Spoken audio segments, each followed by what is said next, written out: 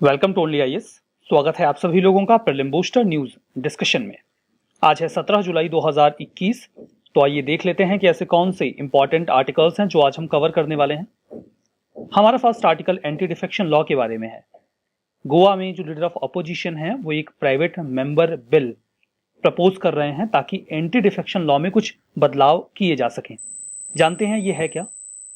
हमारे संविधान में 1985 में 52nd कॉन्स्टिट्यूशनल अमेंडमेंट किया गया, जिसके तहत कॉन्स्टिट्यूशन में इंसर्ट किया गया एक नया शेड्यूल 10th शेड्यूल, और जो 10वीं अनुसूची है उसमें प्रावधान किया गया एंटी डिफेक्शन के बारे में। पर्पस बिल्कुल साफ था ताकि गवर्नमेंट की स्टेबिलिटी बनी रहे। एमपीज और एमएलएज इलेक्ट होने के बाद कई बार अपनी पार्टी छोड़ दिया करते थे, दूसरी पार्टी के साथ जाके जब वो मिल जाते थे तो सरकारें गिर जाती थी, नई सरकारें बनती थी। इससे पॉलिटिकल इंस्टेबिलिटी का माहौल बना रहता था। इसे ही खत्म करने के लिए ये दल बदल विरोधी कानून लाया गया। इसमें देखिए, अगर कोई ऐसा व्यक्ति है जो अपनी पॉलिटिकल लॉयल्टी को शिफ्ट करता है, यानी कि इलेक्ट हो जाने के बाद किसी और पार्टी को ज्वाइन कर लेता है, तो उसे पनिश करने के तौर पर उसकी जो पार्लियामेंट्री मेंबरशिप है, या फिर अगर वो स्टेट में है तो जो असेंबली वगैरह की मेंबरशिप है, उसे खत्म कर दिया जाता है।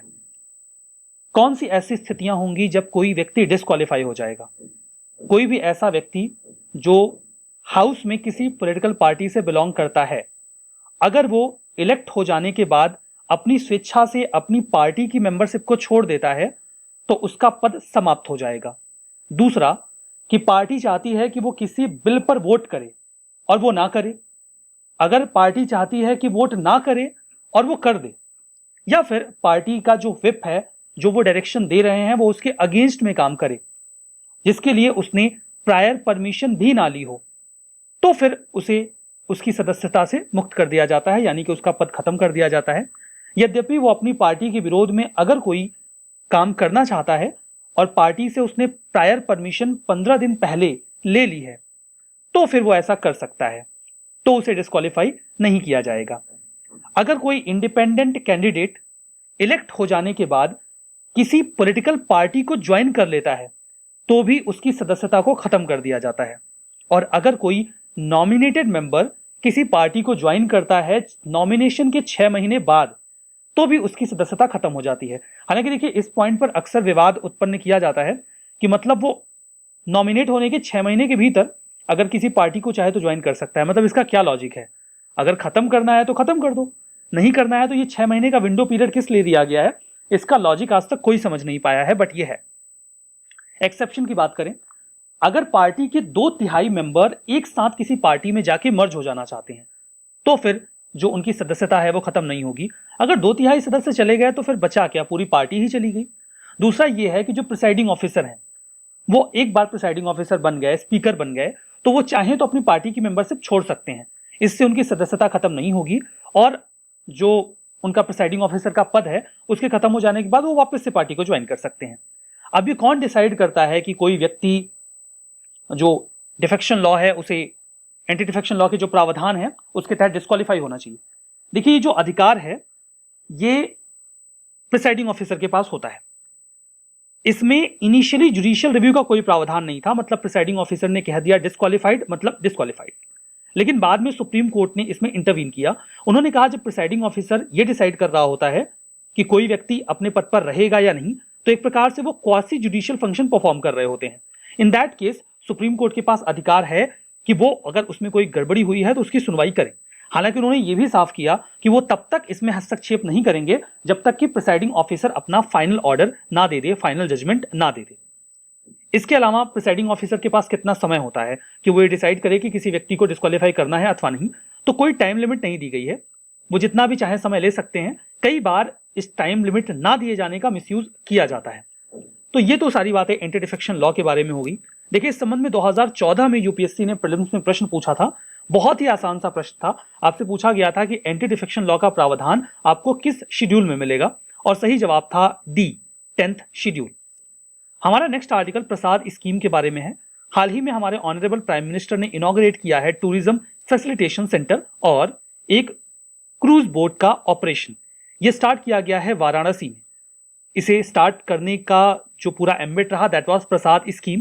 प्रसाद का फुल फॉर्म है pilgrimage rejuvenation and spiritual heritage augmentation drive. इसी का एब्रीविएशन है प्रसाद। इसे मिनिस्ट्री ऑफ टूरिज्म ने 2014-15 में लॉन्च किया था ताकि भारत में जो वेरियस सेंटर ऑफ टूरिज्म हैं या हेरिटेज हैं, पिलग्रिमेज हैं, उनको लिंक किया जा सके और भारत में टूरिज्म को बढ़ावा दिया जा सके। यहां पर जो मेन फोकस है that is pilgrimage centres and heritage destinations. ये एक सेंट्रल सेक्टर स्कीम है जो कि गवर्नमेंट ऑफ इंडिया के द्वारा फुली फाइनेंस की जाती है। इस स्कीम का ऑब्जेक्टिव ये है कि भारत में टूरिज्म को अट्रैक्टिव बनाना। जो पिलग्रिमेज टूरिज्म है, लोग देवस्थलों पे जाते हैं घूमने के लिए, उसकी ओर लोगों को अट्रैक्ट करना, लोकल आर्ट और कल्चर को प्रमोट करना, रिलीजियस डेस्टिनेशन पे वर्ल्ड क्लास इंफ्रा को डेवलप करना। हमारा नेक्स्ट आर्टिकल रुद्राक्ष के बारे में है। रुद्राक्ष एक international cooperation and convention centre है, मतलब एक ऐसी बिल्डिंग जहां पर कई सारे लोगों की बैठने की व्यवस्था है और इंटरनेशनल लेवल के भी यहां पर कन्वेंशन वगैरह आयोजित किए जा सकते हैं। इसे नाम दिया गया है रुद्राक्ष और इसे बनाया गया है वाराणसी में। यह एक international cooperation and convention centre है जो कि वाराणसी के रिच कल्चरल एलिमेंट्स की ग्लिम्स आपको दिखा देगा। इसे भारत ने जापान इंटरनेशनल कोऑपरेशन एजेंसी की मदद से बनाया है। पर्पस बिल्कुल साफ है, आइडियल प्लेटफॉर्म होगा सोशल और कल्चरल इंटरेक्शन के लिए। अलग अलग ग्रुप के लोग मिलकर बातचीत कर सकते हैं। टूरिज्म सेक्टर को भी ये कंट्रीब्यूट करेगा। फर्दर अगर कोई इंटरनेशनल कॉन्फ्रेंस वगैरह आयोजित करना है, म्यूजिक कॉन्सर्ट या एग्जीबिशन लगाना है या कोई और बड़ा इवेंट, तो यहां पर इसे आयोजित किया जा सकता है। इस सेंटर में 108 मेटल के रुद्राक्ष भी लगाए गए हैं और अगर आप इस बिल्डिंग की छत को देखेंगे तो ये शिवलिंग की आकृति का बनाया गया है। ये सारी बातें रुद्राक्ष के बारे में। हमारा next article draft drone rules 2021 के बारे में है। मिनिस्ट्री ऑफ सिविल एविएशन ने अभी हाल ही में ड्राफ्ट ड्रोन रूल्स 2021 को प्रस्तुत किया, जो कि ट्रस्ट, सेल्फ सर्टिफिकेशन और नॉन इंट्रूसिव मॉनिटरिंग पर बेस्ड है। नॉन इंट्रूसिव मॉनिटरिंग का मतलब यह है कि मॉनिटरिंग तो की जाएगी लेकिन आवश्यकता से अधिक हस्तक्षेप नहीं किया जाएगा। पूरी कोशिश की गई है कि जो ड्रोन ऑपरेशंस हैं उनको फ्री किया जा सके और लोग आसानी से इसे कंडक्ट कर सकें। देखिए, इसमें जो कुछ भी डॉक्यूमेंटेशन होगा, जो भी इसमें मॉनिटरिंग वगैरह की जाएगी, उसके लिए एक ऑनलाइन प्लेटफॉर्म बनाया गया है जिसे नाम दिया गया है डिजिटल स्काई प्लेटफॉर्म। ये एक सिंगल विंडो ऑनलाइन सिस्टम है जो कि बिजनेस फ्रेंडली है। आप यहाँ पे अपने फॉर्म वगैरह फिल करके अपना सारा काम कर सकते हैं। ध्यान दीजिए कि इसमें जो भी लोकेशंस हैं उनको 3 जोन में डिवाइड कर दिया गया है, रेड जोन, येलो जोन और ग्रीन जोन। जैसा कि आपको समझ में आ रहा होगा, ग्रीन जोन ऐसे एरियाज हैं जहां पर आप फ्रीली ड्रोन्स के ऑपरेशन कर सकते हैं, इसमें कोई दिक्कत नहीं है। येलो जोन ऐसे एरियाज होंगे जहां पर अगर आप ड्रोन ऑपरेशंस करना चाहते हैं तो आपको प्रायर परमिशन लेनी होगी। और रेड जोन्स ऐसे जोन्स होंगे जहां पर आप कोई भी ड्रोन ऑपरेशन नहीं कंडक्ट कर सकते। ग्रीन जोन जो नॉर्मल एरियाज हैं। येलो जोन जैसे एयरपोर्ट्स वगैरह हैं तो उनके आसपास अगर आप ड्रोन ऑपरेशन ऊंचाई पर करते हैं तो एक्सीडेंट्स का खतरा रहेगा, तो वहां पर आपको परमिशन लेनी पड़ेगी। रेड जोन जैसे कि मिलिट्री बेस वगैरह हैं तो वहां तो डेफिनेटली आप ड्रोन्स वगैरह नहीं उड़ा सकते, बिल्कुल मनाही रहेगी। कोई भी फ्लाइट परमिशन रिक्वायर्ड नहीं है अगर आप 400 फीट तक की ऊंचाई पर ड्रोन उड़ाना चाहते हैं ग्रीन जोन में, कोई दिक्कत नहीं है। एयरपोर्ट के बिल्कुल नजदीक में आपको ड्रोन्स वगैरह उड़ाने पर अनुमति नहीं दी जाती। 8 से 12 किलोमीटर की जो डिस्टेंस है उसके पूरे रेंज में अगर आप 200 फीट की ऊंचाई तक मैक्सिमम उड़ाना चाहते हैं ड्रोन तो उड़ा सकते हैं। उसके ऊपर आपको परमिशन चाहिए होगी क्योंकि उसके ऊपर अगर आप ड्रोन्स लेकर जाते हैं तो खतरा बना रहेगा एक्सीडेंट का। अगर माइक्रो ड्रोन्स उड़ाए जा रहे हैं, छोटे ड्रोन्स हैं जिनका कोई बहुत बड़ा कमर्शियल यूज नहीं है, तो फिर उसके लिए कोई पायलट लाइसेंस रिक्वायर्ड नहीं है जैसे नैनो ड्रोन, या आप रिसर्च एंड डेवलपमेंट के पर्पज से ऐसा कर रहे हैं। माइक्रो ड्रोन्स की कैटेगरी में वो ड्रोन्स आएंगे जिनका वेट 250 ग्राम से लेकर 2 केजी के बीच में हो। कोई रिस्ट्रिक्शन नहीं है, अगर कोई फॉरेन ओन्ड कंपनी जो इंडिया में रजिस्टर्ड है वो ड्रोन ऑपरेशन करना चाहती है तो करे। ड्रोन्स के या ड्रोन के कंपोनेंट्स का अगर इंपोर्ट करना है तो इसे रेगुलेट किया जाएगा डीजीएफटी के द्वारा, नहीं कि director general of foreign trade के द्वारा। अगर कोई रिसर्च एंड डेवलपमेंट एंटिटी है वो ड्रोन का इस्तेमाल करना चाहती है तो उसे ना तो प्रायर परमिशन लेनी पड़ेगी, ना उसे कोई यूनिक आइडेंटिफिकेशन नंबर बताना पड़ेगा। कोई सर्टिफिकेट ऑफ एयरवर्दनेस भी रिक्वायर्ड नहीं है। सिक्योरिटी क्लियरेंस वगैरह में भी छूट रहेगी। रिसर्च एंड डेवलपमेंट पर काफी छूट दी गई है। ड्रोन्स का जो कवरेज है वो पहले 300 केजी के जो ड्रोन्स थे वो इन रूल्स में आते थे, अभी उसे बढ़ाकर 500 केजी कर दिया गया है, जिसमें ड्रोन टैक्सीज भी आ जाएंगी। जो सर्टिफिकेट इश्यूएंस है, लाइक एयरवर्दीनेस का जो सर्टिफिकेट है, ये रिसर्च एंड डेवलपमेंट पर्पज से रिक्वायर्ड नहीं है, लेकिन बाकी पर्पज से चाहिए होगा। तो ये देगा कौन? ये दिया जाएगा क्वालिटी काउंसिल ऑफ इंडिया के द्वारा, या फिर अगर वो किसी एंटिटी को इसके लिए ऑथराइज करते हैं तो वो दे सकते हैं। जो ड्रोन के मैन्युफैक्चरर्स हैं वो चाहें तो अपनी स्वेच्छा से जो ड्रोन्स हैं उनमें एक यूनिक आइडेंटिफिकेशन नंबर डाल सकते हैं, जो वो सेल्फ सर्टिफिकेशन रूट से डिजिटल स्काई प्लेटफॉर्म पर वहां पर फीड कर देंगे, ताकि पता चल जाए कि कौन सा ड्रोन कहां मैन्युफैक्चर हुआ है। फर्दर इसमें 1 लाख तक की मैक्सिमम पेनल्टी का प्रावधान किया गया है। ये नहीं कि आपका ड्रोन कहीं पर जाकर किसी की जो एसेट है, प्रॉपर्टी है, उसका नुकसान पहुंचा दे, तो वो पेनल्टी एडिशनल हो जाएगी। अगर आप इन रूल्स को फॉलो नहीं करते तो 1 लाख रुपए तक का पेनल्टी आपको लग सकती है। जो कार्गो डिलीवरीज होंगी, जैसे बात चल रही है कि ड्रोन्स के माध्यम से आपको डिलीवरीज मिलेंगी मेडिसिन की या बाकी और चीजों की, तो उनके लिए ड्रोन कॉरिडोर बनाए जाएंगे। उन्हीं कॉरिडोर्स के माध्यम से सामान आपके घर तक पहुंचाया जा सकेगा। ड्रोन प्रमोशन काउंसिल को भी बनाया जाएगा, जो बिजनेस फ्रेंडली होंगे और अच्छी तरीके से जो पूरा ड्रोन इंफ्रा होगा उसे बेहतर करेंगे। हमारा नेक्स्ट आर्टिकल साइटोमेगालो वायरस के बारे में है, जिसे शॉर्ट में CMV कहा जाता है और हम आगे इसे यही कहेंगे। दिल्ली, पुणे, बेंगलुरु में अब CMV के केसेस आ रहे हैं। यह माना जा रहा है कि यह पोस्ट कोविड कॉम्प्लिकेशन है, मतलब जो लोग कोरोना से उभर के आ रहे हैं उनमें यह समस्या आ रही है। साइटोमेगालो वायरस CMV, इसे ह्यूमन हर्प्स वायरस 5 HHV5 भी कहा जाता है। ये कॉमन हर्प्स वायरस है। ये ऐसे वायरस होते हैं जो दांत, खाज, खुजली ये सब पैदा करते हैं या बॉडी में इंफेक्शन पैदा करते हैं। ये यूजुअली बचपन में नेचुरल इंफेक्शन के तौर पे बॉडी में एंटर कर जाते हैं। एक बार ये ठीक हो गए तो ये असिम्प्टोमेटिक हो जाते हैं, मतलब ये इंफेक्शन आपकी बॉडी में रहता है बहुत लंबे समय तक, लेकिन आपको इंपैक्ट नहीं करेगा जब तक आपकी बॉडी स्ट्रांग है। लेकिन जैसे ही आपकी बॉडी की इम्यूनिटी वीक होगी, ये परेशान करने लगेगा। ऐसा ही होता है। ये वायरस यूजुअली लाइफ लॉन्ग हमारी बॉडी में रहते हैं, लेकिन तब तक हमें हिट नहीं करते जब तक हमारा इम्यून सिस्टम स्ट्रांग है। एज यू कैन सी कि जब कोविड होता है तो इम्यून सिस्टम बिल्कुल वीक हो जाता है, तो उसके बाद ये परेशान करने लगते हैं।